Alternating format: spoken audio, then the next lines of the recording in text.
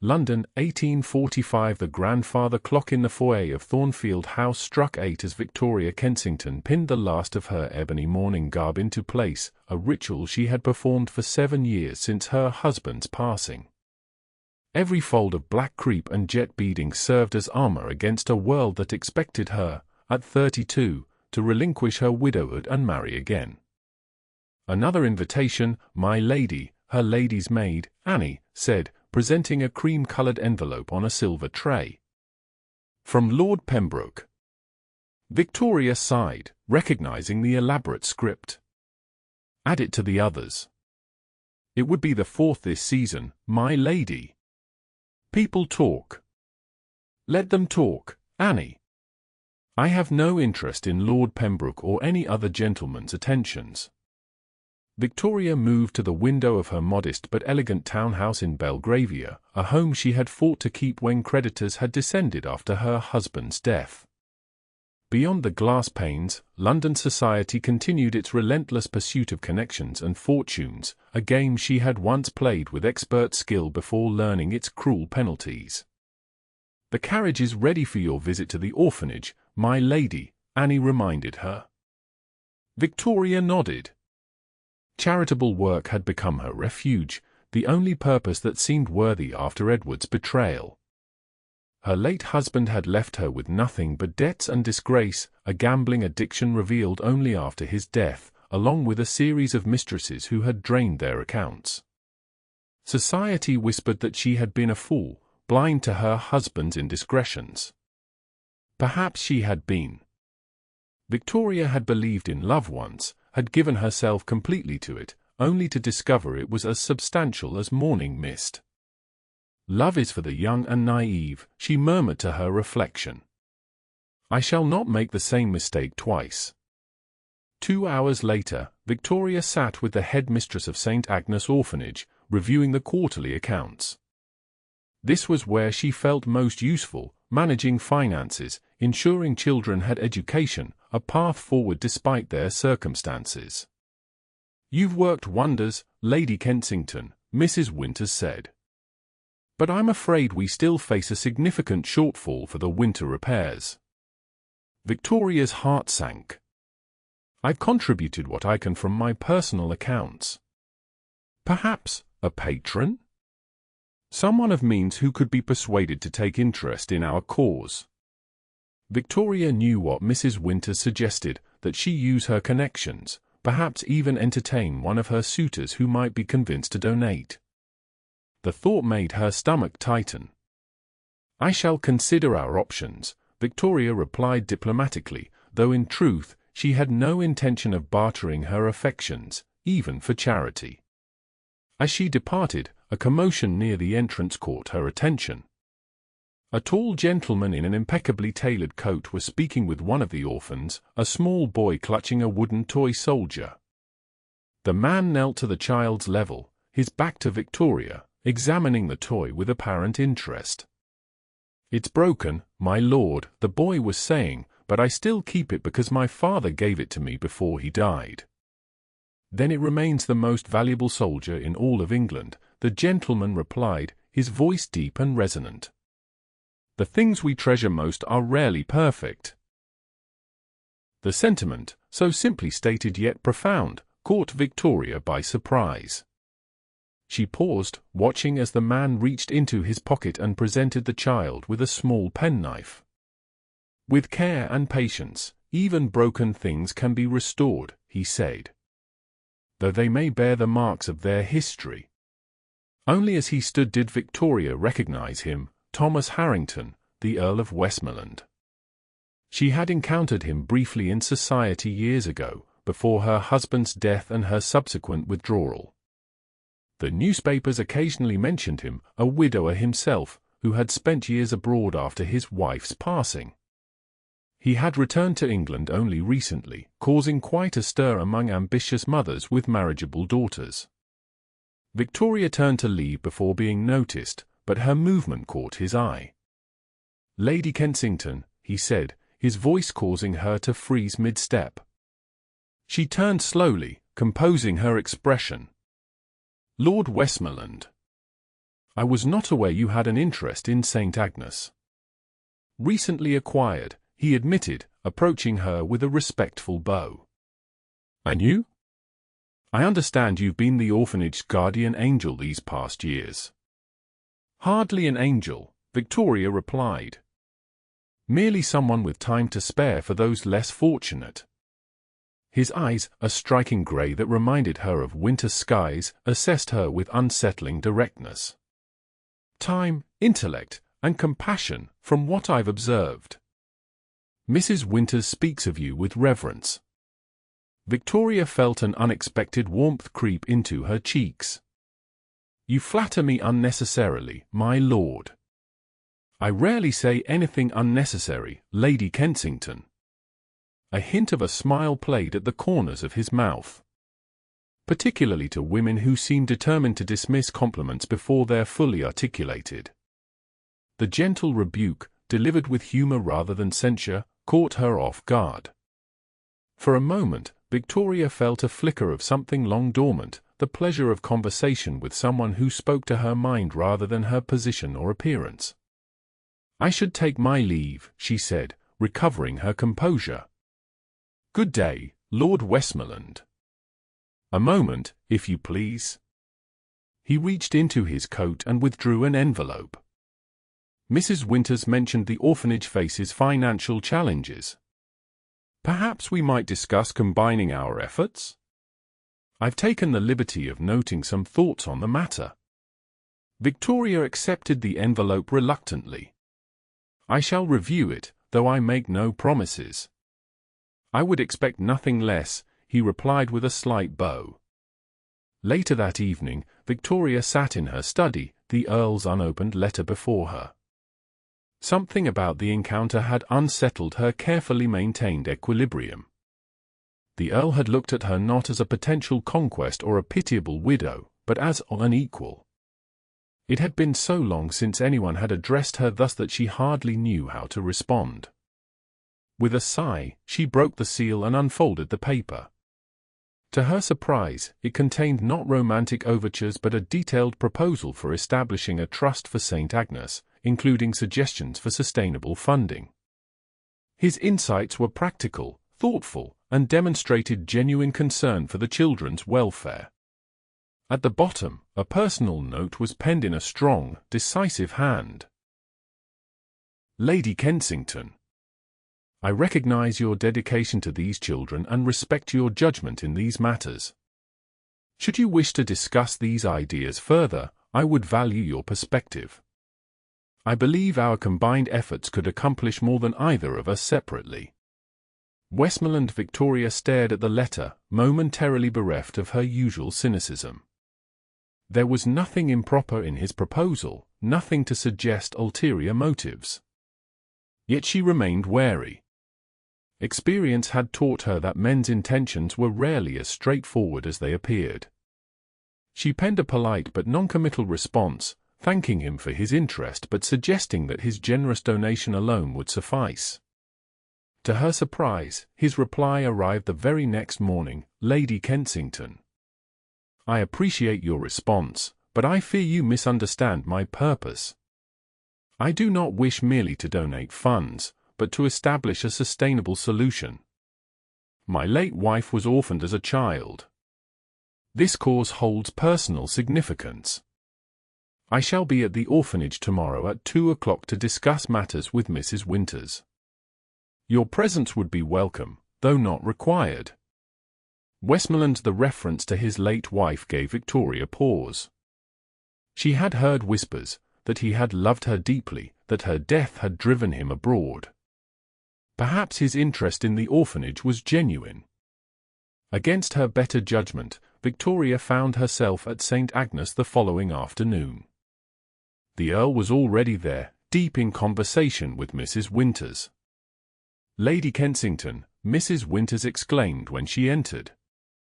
Lord Westmoreland has the most remarkable ideas for expanding our educational program.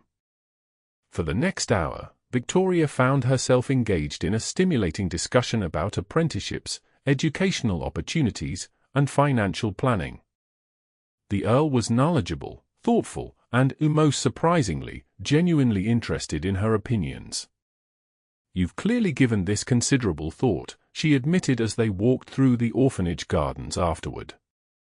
"As have you," he replied. "Mrs. Winters tells me you personally review each child's progress and tailor their education to their abilities. They deserve every chance at a decent future." "Indeed." He paused beside a rose bush, its late blooms struggling against the autumn chill. "Like this garden, potential requires nurturing, even when circumstances are less than ideal." Victoria studied him, trying to discern his true character. "You speak from experience, my lord." "Don't we all?" He met her gaze steadily. "Life rarely follows the path we envision in youth." The simple truth of this statement resonated with her more than any practiced compliment could have. For a moment, Victoria felt the careful walls she had constructed begin to tremble. "I should return home," she said abruptly. "Of course." He bowed formally. "Might I call upon you tomorrow? There are additional aspects of the proposal I would value your insight on." Against her better judgment, Victoria agreed. What began as a professional collaboration gradually evolved over the following weeks. The Earl's letters arrived with increasing frequency, first discussing the orphanage, then expanding to literature, philosophy, and observations about society that often made her laugh despite herself. His correspondence revealed a thoughtful mind and dry wit that engaged her intellect in ways she had forgotten were possible. "You've received another letter from Lord Westmoreland," Annie observed one morning, a knowing look in her eye. "It concerns the orphanage," Victoria said defensively. "Of course, my lady." "And the book of poetry that arrived yesterday?" "Also for the orphanage." Victoria felt heat rise to her cheeks. He mentioned an obscure poet I once admired." "It was merely a courtesy." Annie smiled. "If you say so, my lady." The truth was more complex than Victoria would admit. The Earl's letters had become a source of unexpected joy, a connection to another mind that understood hers. Yet she maintained her distance during their infrequent personal encounters, retreating behind polite formality whenever their conversations threatened to become too intimate. After 3 months of correspondence, the annual midwinter ball approached, an event Victoria usually avoided.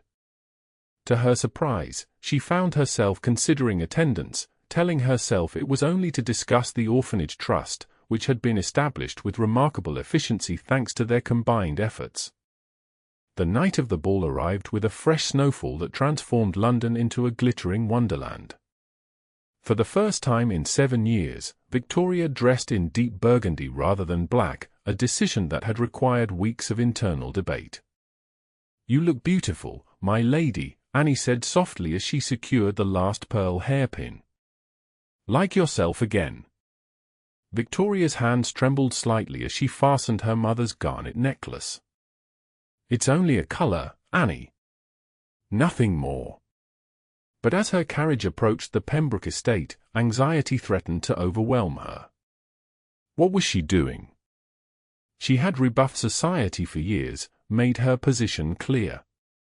Returning now, especially in colors that announced the end of her mourning, would create precisely the kind of speculation she abhorred. "I've made a terrible mistake," she murmured as the carriage stopped. Before she could instruct her driver to return home, the carriage door opened, and there stood the Earl, as if he had been waiting for her arrival. "Lady Kensington," he said, offering his hand. "I feared you might change your mind." His presence, so unexpected yet somehow perfectly timed, steadied her. "How did you know?" A slight smile. "You mentioned your reservations in your last letter. I thought perhaps a friendly face might help." She accepted his hand, allowing him to assist her from the carriage. "People will talk," she warned. "They always do," he replied with calm assurance. "But their opinions need not dictate our actions." Inside, the ballroom blazed with candlelight, the air heavy with perfume and the murmur of conversation that faltered momentarily as Victoria entered on the Earl's arm. She felt the weight of curious stares, heard the whispers behind fans and gloved hands. "Courage," the Earl murmured. "Remember why you came." Victoria lifted her chin. "To discuss the orphanage trust, of course." His eyes crinkled slightly at the corners. "Of course." The evening progressed more pleasantly than Victoria had anticipated. The Earl remained attentive without being possessive, engaging her in conversation but also ensuring she reconnected with old acquaintances who greeted her return to society with genuine warmth. "I believe Lady Harwick wishes to speak with you," Victoria observed as an elderly countess approached with determined steps. "Ah, my godmother," he explained. A formidable woman with unshakable opinions and an unfortunate tendency to meddle. Victoria smiled. "Then we have something in common, for she has been trying to marry me off to her nephew for years." "A fate I wouldn't wish on anyone," he replied with mock gravity. "The man collects insects and speaks of nothing else." Their shared laughter drew attention, and Victoria found herself caring less than she would have expected. Lady Harwick descended upon them with remarkable speed for a woman of her years. "Thomas, you've been monopolizing Lady Kensington all evening." "Most improper." "Forgive me, godmother," he replied, completely unrepentant. "We were discussing matters of great importance." The Countess huffed. "I'm sure you were." She turned to Victoria. "My dear, it's wonderful to see you in society again.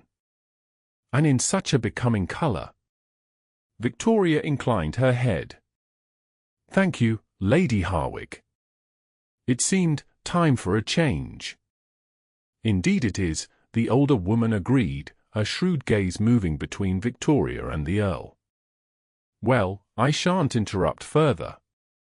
Do remember, Thomas, that the last waltz is approaching, and Lady Kensington might appreciate the opportunity." As she swept away, Victoria felt a flicker of panic. "I haven't waltzed in years," she admitted quietly. "Nor have I," the Earl replied. "Perhaps we might relearn together." When the orchestra struck up the waltz, Victoria found herself guided onto the floor, the Earl's hand warm and steady at her waist. As they began to move, years of muscle memory returned, their bodies finding the rhythm with surprising ease. "You dance beautifully," he said, his voice low enough that only she could hear. "As do you," she replied, trying to ignore the curious onlookers. "Though I suspect we're providing excellent entertainment for the gossips." "Let them watch," he said simply. "There's nothing improper in a dance." But as they moved through the crowded ballroom, Victoria felt a dangerous warmth spreading through her chest. The Earl's gaze held hers with quiet intensity, and for a moment, the world beyond them seemed to fade away. When the music ended, she stepped back, suddenly afraid of what her eyes might reveal. "I should go," she said, her voice not quite steady. He nodded, understanding in his eyes. "Allow me to see you home."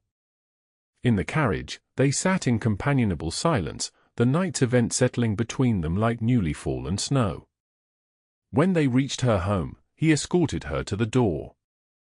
"Thank you for a lovely evening," Victoria said formally, retreating behind politeness. The Earl studied her face in the soft glow of the porch lantern. "Victoria," he said, using her given name for the first time. "You need not be afraid." "I'm not afraid," she replied automatically. "Aren't you?" His voice was gentle, without accusation. "We all fear something. For me, it was returning to England, facing a life without her. For you?" "Please don't," Victoria whispered, unable to bear his perception. He nodded, respecting her boundary. "Forgive me. I overstepped." "No, you." Victoria struggled to find words. "You see too clearly, my lord. It is unsettling." "Thomas," he corrected softly. "After so many letters, perhaps we might dispense with formality, at least in private." The invitation to intimacy, so simple yet so profound, hung between them. Victoria felt herself at the edge of something both frightening and exhilarating. "Good night, Thomas," she finally said, testing his name. His smile warmed her more than the carriage's hot bricks had during the cold journey. "Good night, Victoria. I shall write tomorrow." True to his word, his letter arrived the next morning, but its contents shook Victoria to her core. Rather than their usual intellectual discourse, he had written something far more personal.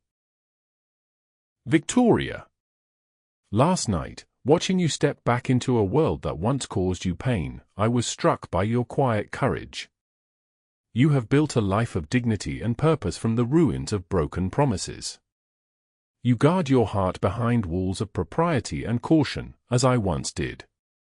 For 3 years after Eleanor died, I traveled to escape memories. I believed I would never feel again. Then I returned to England and found you, not as a replacement for what I lost, but as something entirely new and unexpected. I write this knowing it may end our correspondence forever. But after years of half-living, I find I must speak truth, whatever the consequences. I am falling in love with you. I ask nothing in return.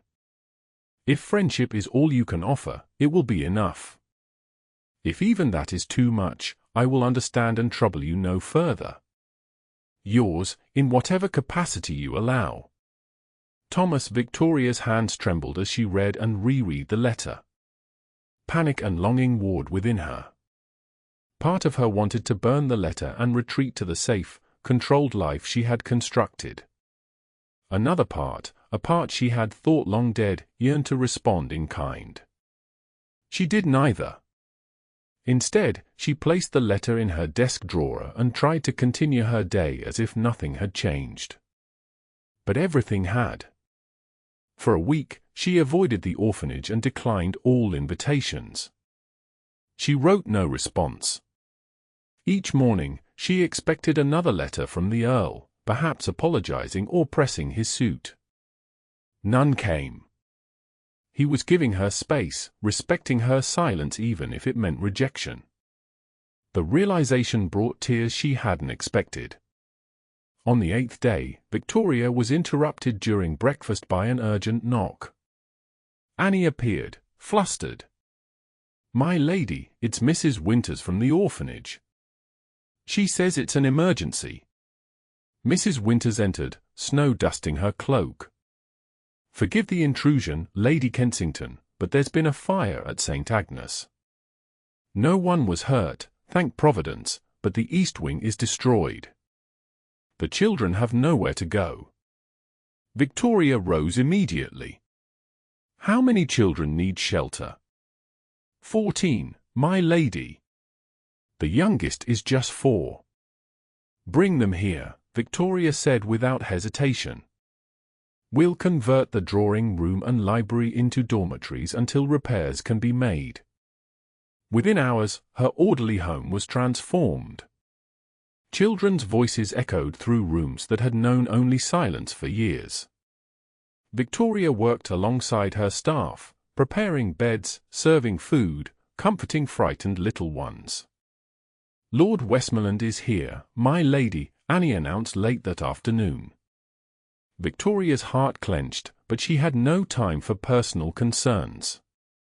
She found him in the foyer, snow melting on his shoulders, his expression grave. "I came as soon as I heard," he said. "How can I help?" For the next several hours, Thomas worked alongside her, carrying furniture, telling stories to distract the children, quietly making arrangements for builders to assess the damage at St. Agnes. He asked nothing of her, made no reference to his letter. His presence was that of a friend, nothing more. As night fell and the children were finally settled, Victoria found herself alone with him in her study, exhaustion making her defenses thin. "Thank you," she said simply. "I couldn't have managed today without your help."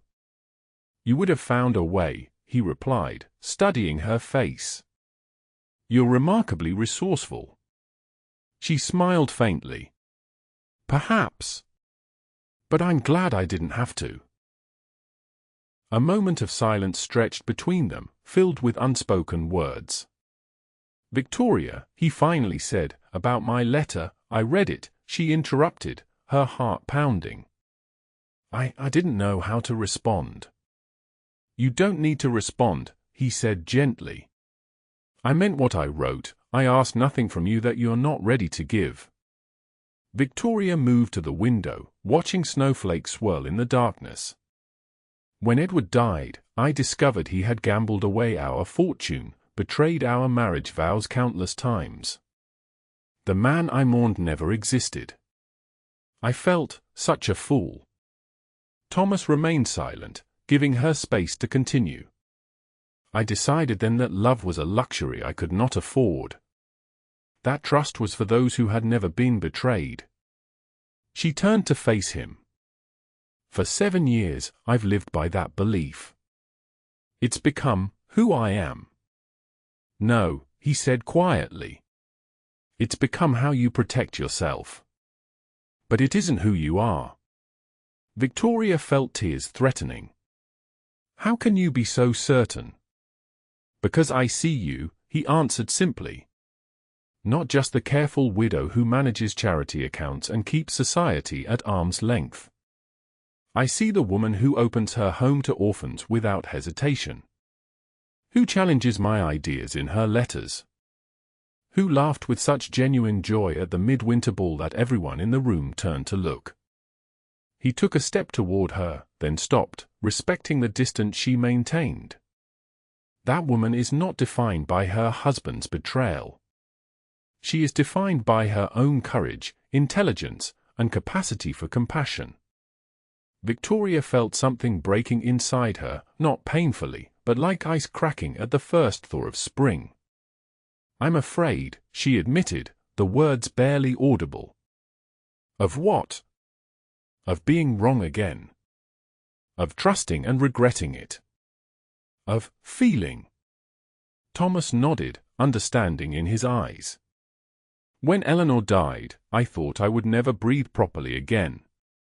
The pain was physical. I left England because I couldn't bear to be where we had been happy." He moved to the fireplace, staring into the flames. "For 3 years, I existed rather than lived. Then one day in Florence, I saw a sunset so beautiful it made my chest ache, and I realized I wanted to share it with someone. Not with Eleanor, she was gone, but with someone. The desire to connect, to share beauty and thoughts and even pain, it had returned without my noticing." He turned to face her. "That's when I knew it was time to come home." "And now?" Victoria asked, her voice unsteady. "Now I find myself falling in love with a woman who believes love is a trap." A sad smile touched his lips. Life has a peculiar sense of irony. Victoria felt tears spill onto her cheeks. "I've been so alone." The simple admission cost her more than any other word she had spoken in years. Thomas crossed the room slowly, giving her time to retreat if she wished. When she remained still, he gently took her hands in his. "We needn't rush," he said softly. "Friendship first, if that's what you need. Letters and conversations and time." Victoria looked up at him, seeing the patience and understanding in his eyes. Something long dormant stirred within her, hope, tentative but undeniable. "I would like that," she whispered. Then, gathering her courage, she added, "But I think I might be ready for more than friendship. Eventually." His smile was like sunrise after the longest night. "Then we have all the time in the world." 3 months later, Victoria stood in the newly rebuilt East Wing of St. Agnes Orphanage, watching as children explored their new classrooms. The reconstruction had been completed in record time, thanks to Thomas's connections and their joint supervision. "What do you think?" he asked, coming to stand beside her. "It's perfect," she replied, surveying the bright, airy spaces. "Better than before."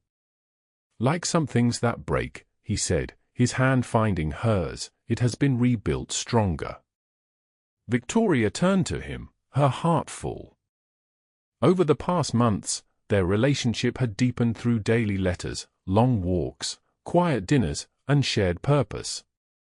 She had gradually allowed herself to trust again, to feel again, to hope again. "Thomas," she said, taking a deep breath, "I've been thinking about your proposal." He had asked for her hand a month earlier, presenting her not with an extravagant declaration but with a simple truth: "I love you, Victoria. I want to build a life with you, if you'll have me." She had asked for time, and he had given it without question. And he asked now, his expression carefully neutral. Victoria smiled, feeling lighter than she had in years. "My answer is yes." Joy transformed his face. "Truly?" "Truly," she confirmed. "I've lived behind walls of my own making for 7 years. It's time to step into the light again." She reached up to touch his face. "With you." "Victoria," he breathed, drawing her closer. "You've made me the happiest of men." "Not yet," she replied with newfound boldness. "But I intend to." Their first kiss, shared in the sunlit classroom with the sounds of children's laughter floating through the open windows, was a beginning rather than an ending. Victoria knew there would still be moments of doubt, echoes of old fears. But as Thomas's arms encircled her, she understood finally what his letters had been teaching her all along, that love, real love, did not demand perfection or unwavering certainty. It simply asked for courage to try again. 6 months later, as Victoria Harrington, Countess of Westmoreland, stood beside her husband greeting guests at their wedding reception, Lady Harwick approached with a satisfied smile. "I knew it from the moment I saw you together at the midwinter ball," the elderly countess declared. "Some matches are written in the stars." Victoria exchanged an amused glance with Thomas. "I believe it was written in letters, Lady Harwick." "Many, many letters." "However it happened," Thomas said, his hand warm against the small of her back, "I am eternally grateful that a certain widow finally decided to accept a suitor." "Not just any suitor," Victoria corrected, looking up at him with undisguised love. "The only one who saw past my grief to the woman beneath. The only one who understood that sometimes the heart needs not grand gestures but patient words to awaken again." As Thomas bent to kiss her, heedless of the watching crowd, Victoria silently blessed the day his first letter had arrived, beginning the correspondence that had gradually transformed her from a woman hiding from life to one embracing it fully, with all its risks and all its joys.